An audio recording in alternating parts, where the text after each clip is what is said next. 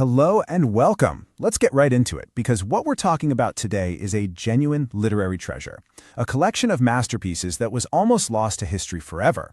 We're diving deep into the world of Bhasa, an ancient Sanskrit playwright whose genius wasn't fully appreciated until his work was rediscovered almost 2,000 years after he lived. This is an incredible window into the very birth of Indian theater. So here's how we're going to break it all down. First, we need to set the stage. Who was Bhasa and why was finding his plays such a huge deal? Then, we're going to look at two of his plays that couldn't be more different. First, a kind of comedic family mix-up called The Middle One, and then we'll pivot to the heart-wrenching tragedy of Karna's Task. And finally, we'll bring it all together to really get a sense of Bhasa's incredible artistry and why he still matters today. I mean, really think about that for a second. Imagine if all of Shakespeare's plays just disappeared. And then, in the year 3600, someone stumbled across them in some dusty, forgotten corner. That is the kind of massive cultural event we're talking about with Bhasa. His work is a pillar of Sanskrit literature, and for centuries, he was basically a legend, a famous name that other great playwrights looked up to, but whose work no one had actually seen. All right, so let's start by painting the historical picture for this ancient master. Who was this guy, really, and where does he fit into the epic timeline of world literature? Now this is where it gets wild. Look at this timeline. Bhasa's writing his plays way back in the 1st or 2nd century. By the 5th century, the legendary Kalidasa, the Shakespeare of India, is already talking about Bhasa like he's an old master, a famous predecessor whose work was the gold standard. To give you some perspective, Shakespeare himself won't even be born for another 1,000 years. And then, nothing. For centuries, Bhasa's just a name. Until 1912, when, almost miraculously, a bundle of 13 of his lost plays are found on palm leaf manuscripts in Kerala. Just incredible. So, who was Bhasa?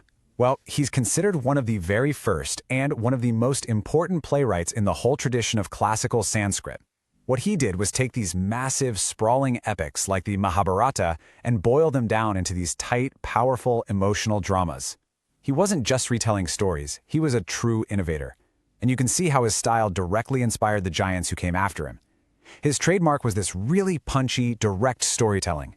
In a world that often loved super ornate language, Bhasa got right to the point. No wasted words, just pure drama. And this slide really gets to the heart of what makes his plays feel so modern and powerful. They're not just about big battles or gods. They're about the human condition. He puts his characters and us, the audience, right in the middle of these intense emotional conflicts and really tricky moral dilemmas, often revolving around the idea of dharma or one's duty. His heroes are often flawed and tragic, his characters have real depth, and he weaves in everything from political backstabbing to romance. Keep these themes in your head, because we're about to see them play out in a big way. Okay, so with all that in mind, let's jump into our first play. We're going to start with The Middle One, which is this amazing piece that starts out super tense, but then turns into something almost like a family sitcom through a classic case of mistaken identity. All right, first things first, we have to introduce our antagonist. Or so it seems. His name is Ghatotkacha. Now, he's a big deal in the Mahabharata. His dad is the powerhouse Pandava hero Bhimasena, but his mom is Hidimba, who is a Rakshasi, a kind of supernatural ogress or demoness. This mixed heritage is everything. It means he's got this terrifying appearance and incredible strength. But, as we're about to find out, he's also got a very human sense of duty. So the curtain rises on pure terror. You've got a Brahmin priest, Keshavadasa, with his wife and their 3 sons, lost in this creepy forest. And they are absolutely petrified because they're being hunted by some kind of monster they can hear crashing through the trees. Bhasa just throws us right into the suspense. You immediately feel like something awful is about to happen. And listen to how Bhasa builds this creature up using only dialogue.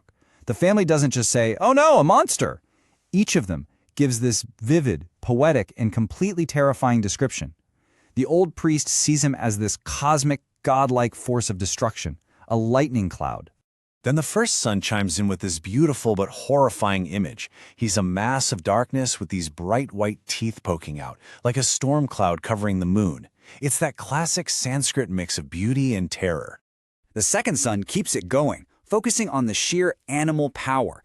He compares Ghatotkacha's features to an elephant, the tusks, the snout, the powerful arms. See what Bhasa's doing? He's layering these images, building this monster in our minds from different angles before we even see him. And finally, the third son just cuts to the chase with these short, brutal metaphors. He's a thunderbolt, a falcon, a lion. He is, quite simply, death in a human form. Wow. In just a few lines, Bhasa has created one of the most intimidating entrances in theater history, all without the character saying a word. So when this terrifying figure finally speaks, what does he want? Well, it's shockingly straightforward. He explains his mom is hungry and sent him to fetch her some breakfast, a human breakfast. So he's not just some random monster. He's on an errand for his mother. A really gruesome errand, sure, but it's all about his duty to her. He makes them a deal. Give me one son, and the rest of you can walk away. And what follows is just this heart-wrenching family debate. It's a classic Bhasa moral dilemma. The first son immediately says, take me, as is his duty as the eldest. But the second son argues, no way, you're the most important to Dad, I should go. Then the youngest son, the mother's favorite, says an elder brother is like a father, so it's his duty to protect them. It's this beautiful, tragic display of love and duty. In the end, the parents just can't bear to part with their oldest or their youngest, so they choose the son in the middle. And right here, this is where the whole play does a 180, flipping from tragedy to this brilliant comedy of errors. It all hinges on this confusion. The priest's son who's being sacrificed is the middle one of his three brothers. But get this, the great hero Bhimasena, who, remember, is Ghatokacha's long-lost dad, is also famously known as the middle one of his mother Kunti's three sons. Two different guys, same exact nickname.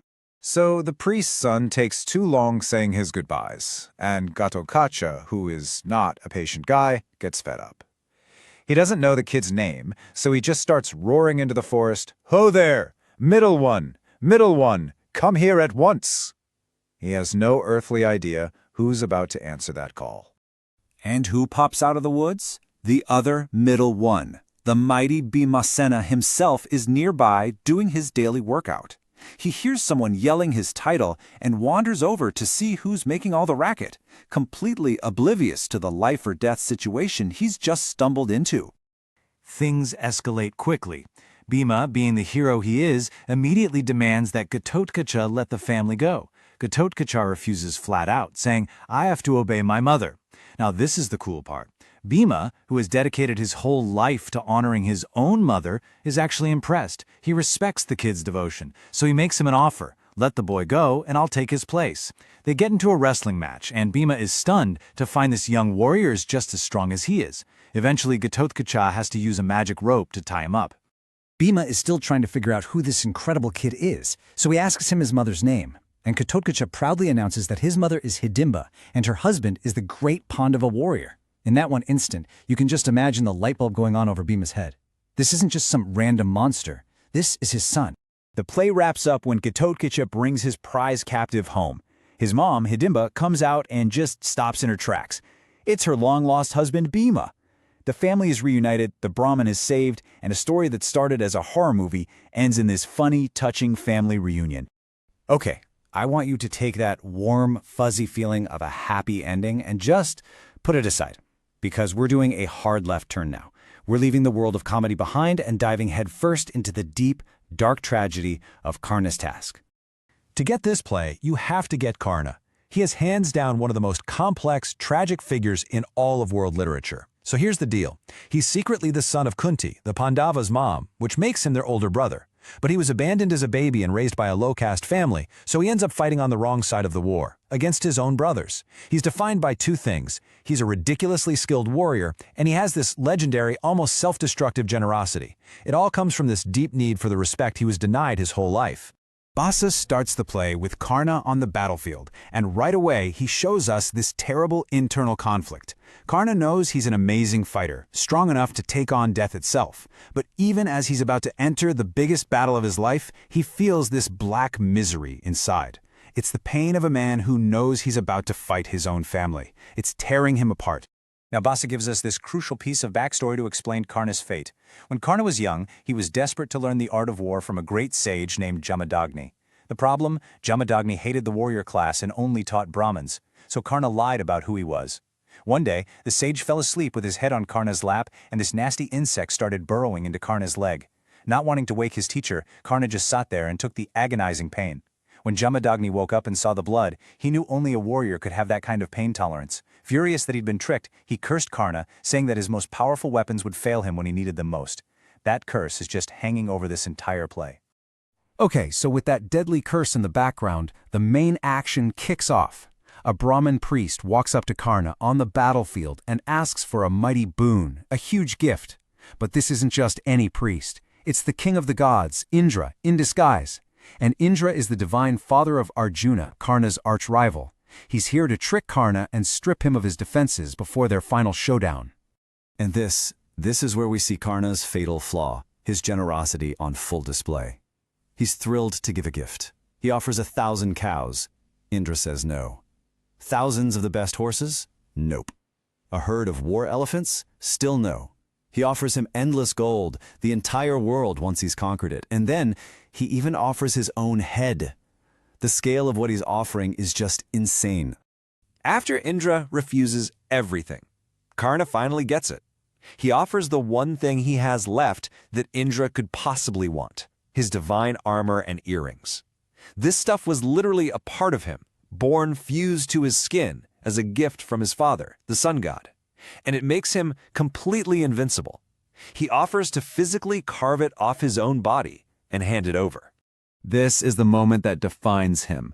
His advisors pleading with him, "Don't do it, you're being cheated." But Karna delivers this incredibly profound line. He basically says that everything on earth eventually fades away. Knowledge is lost, trees fall down, rivers dry up, but charity and sacrifice, those things last forever.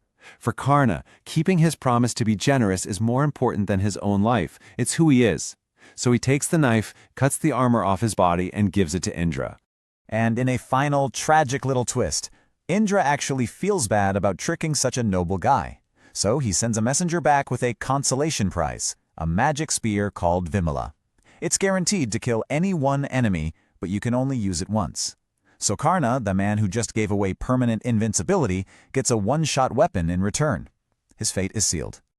All right, we've just walked through two completely different plays from this one master playwright. So let's zoom out a bit and talk about what this all tells us about Bhasa's incredible skill and his legacy. I mean, just look at the contrast here. It shows you the insane range this guy had. You've got the middle one, which is light, it's funny, it's driven by a clever plot twist, and it ends with everybody hugging. And then you have Karna's task, which is this deep, dark, tragic character study. The conflict isn't a mix-up, it's an internal battle in a man's soul. It ends with the hero literally carving up his own body and walking towards his death. To be able to write both of these is just the mark of a true master. So what are the big takeaways here? What are the hallmarks of Bhasa? Well, he takes this giant source material, the Mahabharata, and he finds these small, intensely human moments to explore. He can shift from high comedy to deep tragedy like it's nothing. But more than anything, he is a master of character. He zooms in on people facing these impossible moral choices, and he uses this punchy, powerful dialogue to create scenes that are just unforgettable and get right to the core of who these people are. And that really just leaves us with one final question to think about. Bhasa's plays were gone, lost to the world for almost 2,000 years. They come from a time and a culture that is so incredibly different from our own.